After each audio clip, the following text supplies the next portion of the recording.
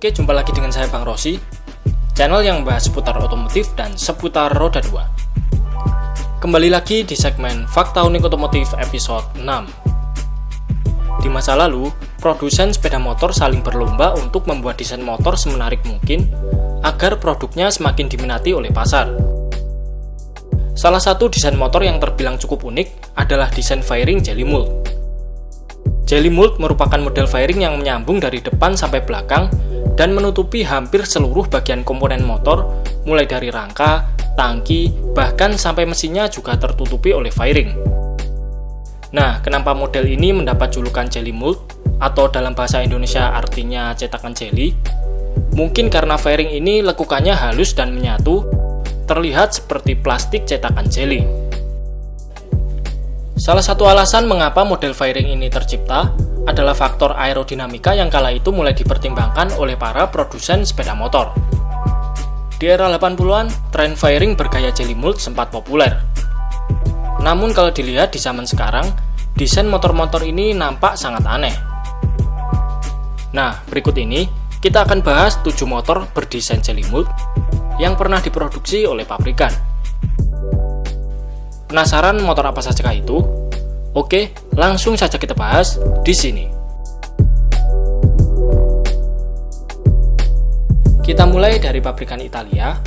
Yang pertama ada Ducati Passo. Jika dilihat dari sejarahnya, Ducati Passo merupakan motor pertama yang didesain oleh Massimo Tamburini. Jika Tamburini tidak belajar dari penyempurnaan desain Ducati Passo, mungkin Ducati 916 yang legendaris maupun Ducati Panigale yang kita kenal sekarang tidak akan pernah tercipta. Ducati Passo pertama kali diperkenalkan pada tahun 1985. Desain fairing motor ini terlihat sangat rapat, menyambung dari bagian depan sampai belakang dengan hanya sedikit lubang pada bagian depan sebagai jalur udara untuk melepas panas mesin dan 2 buritan lubang pada bodi bagian belakang.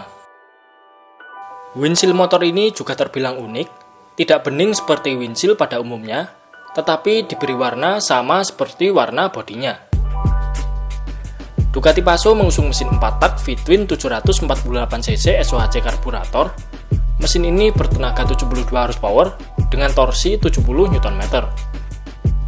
Di tahun 1989, mesinnya diubah menjadi 904cc dan dibuat juga versi injeksinya pada tahun 90-an. Ducati Passo dihentikan produksinya pada tahun 1992.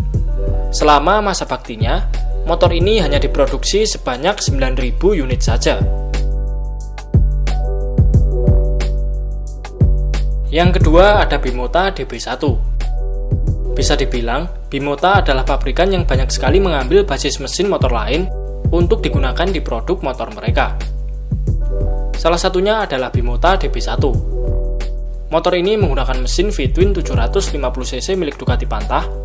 Mesin ini bertenaga 62,5 horsepower serta torsinya di angka 61 Nm. Bentuk fairing Bimota DB1 mempunyai lekukan bergelombang. Fairing ini rapat menutup seluruh bagian rangka sampai mesin. Dimensi fairingnya juga dibuat sangat ramping, sehingga kalau kita lihat secara seksama, motor ini tampilannya mirip seperti motor-motor elektrik alias motor listrik yang mesinnya sama sekali nggak kelihatan.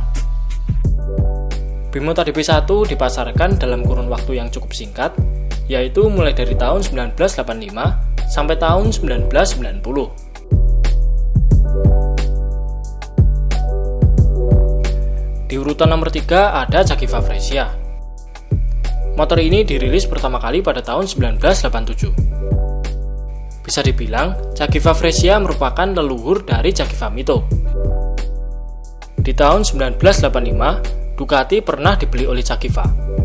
Maka dari itu, tak heran di tahun 80-90-an, banyak sekali produk sepeda motor dari keduanya yang sangat mirip. Salah satunya adalah Cagiva Freccia ini, di mana bentuk bodyworknya diadopsi dari desain Ducati Passo. Secara keseluruhan, Freccia lebih terlihat mendingan, tidak segendut Ducati Passo. Ditambah lagi lubang-lubang pada seluruh bodywork, membuat fairingnya lebih terlihat sporty. Freccia mengusung mesin 125cc 2 tak. Mesin ini bertenaga 28 horsepower serta torsinya di angka 24 Nm. Cagiva Fresia diproduksi selama kurun waktu 4 tahun saja, yaitu dari tahun 1987 sampai tahun 1991. Yang keempat ada Gilera CX125. Dari tampilannya saja kita sudah tahu kalau motor ini sangatlah unik. Di balik fairingnya yang menutupi hampir seluruh bodi, terdapat fitur yang tidak bisa kita jumpai di motor-motor pada umumnya. Salah satunya adalah swing arm model mono di bagian belakang, dan juga suspensi depan yang bentuknya mirip seperti bentuk mono arm. Meski terlihat sangat canggih, suspensi depannya ini ternyata adalah sebuah suspensi teleskopik biasa yang diadopsi dari teknologi suspensi pesawat. Namun, secara keseluruhan, Gilera CX ini nampak sangat futuristik di zamannya. Apalagi kalau diperhatikan dari sisi kanan, kedua rodanya terlihat mengambang seperti motor dari masa depan. Gilera CX mengusung mesin 125 cc 2 tak yang diambil dari mesin Gilera Chrono. Mesin ini mampu menghasilkan tenaga sebesar 28 horsepower serta torsi di angka 18 Nm. Sayangnya Gilera CX125 gagal dalam hal pemasaran. Gilera hanya memproduksi motor ini kurang lebih sebanyak 1000 unit saja dari tahun 1991 sampai tahun 1993. Selanjutnya masih dari pabrikan Italia. Kali ini adalah motor buatan produsen supercar terkemuka, yaitu Lamborghini Design 90. Buat yang ingin tahu tentang detail pembahasan motor Lamborghini ini, bisa langsung aja cek video kita yang ada di rekomendasi ini. Lamborghini Design 90 dibuat pada tahun 1986. Lamborghini mempercayakan produksi motor mereka kepada Boxer Bike, perusahaan perancang motor eksklusif asal Perancis. Secara desain, motor ini diadopsi dari buritan desain supercar Lamborghini Countach, dipadukan dengan styling Jelly Moon. Namun tetap saja, bentuk desainnya terlihat sangat aneh.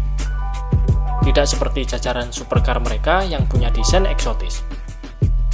Mesin Lamborghini Design 90 diambil dari Kawasaki ZZR 1000 yang memiliki konfigurasi 997 cc DOHC 4 silinder inline.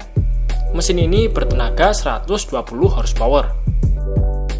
Sayangnya, satu-satunya proyek motor yang pernah dibuat oleh Lamborghini ini tidak begitu terurus karena keuangan perusahaan pada saat itu lebih difokuskan ke produksi mobil mereka.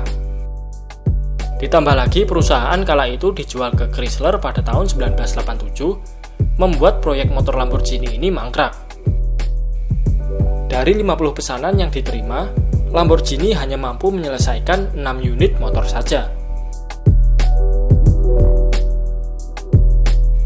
Selanjutnya kita beralih ke produsen motor asal Jepang. Kali ini ada CBR Hurricane Series. CBR Hurricane dibuat dalam berbagai versi, mulai dari 250cc, 600cc, 750cc, dan juga 1000cc. Masing-masing memiliki desain yang identik, yaitu memakai headlamp berbentuk kotak dan fairing yang menutup seluruh bagian rangka sampai mesin. Sayangnya, CBR Hurricane Series ini kurang begitu populer pada waktu itu. Pamornya cenderung kalah dengan Honda VFR Series. Seluruh varian CBR Hurricane kemudian didiskontinu pada tahun 90-an awal. Yang terakhir ada pabrikan asal Amerika, yaitu Buell. Buell 1000RR adalah motor sport yang diproduksi oleh pabrikan Buell pada tahun 1986. Mengambil basis mesin dari Harley Davidson XR 1000 yang berkubikasi mesin V-twin 997cc, OHV, transmisi 4 percepatan, mesin ini mampu menghasilkan tenaga maksimal sampai 77 horsepower. Dari beberapa motor bergaya Jelly Mold yang pernah dibuat, mungkin ini adalah motor yang bentuknya paling wadidaw. Kalau kita perhatikan, konstruksi Buell 1000RR ini nampak kurang sinkron di beberapa bagian. Mulai dari spakbor depan yang nampak menutup setengah bagian roda depannya, windshield terlalu besar, tangkinya tampak begitu gendut, kemudian bodi belakang desainnya menyambung sampai footstep, menutup hampir setengah dari roda belakang. Jok motor ini juga terlihat minimalis dan sempit. Ditambah lagi penggunaan ban memakai ukuran 16 inch membuat semakin aneh tampilan motor ini. Secara keseluruhan, Buell 1000RR terlihat bantet, seperti motor di film-film kartun. Buell 1000RR diproduksi selama 2 tahun saja, yaitu dari tahun 1987 sampai tahun 1988.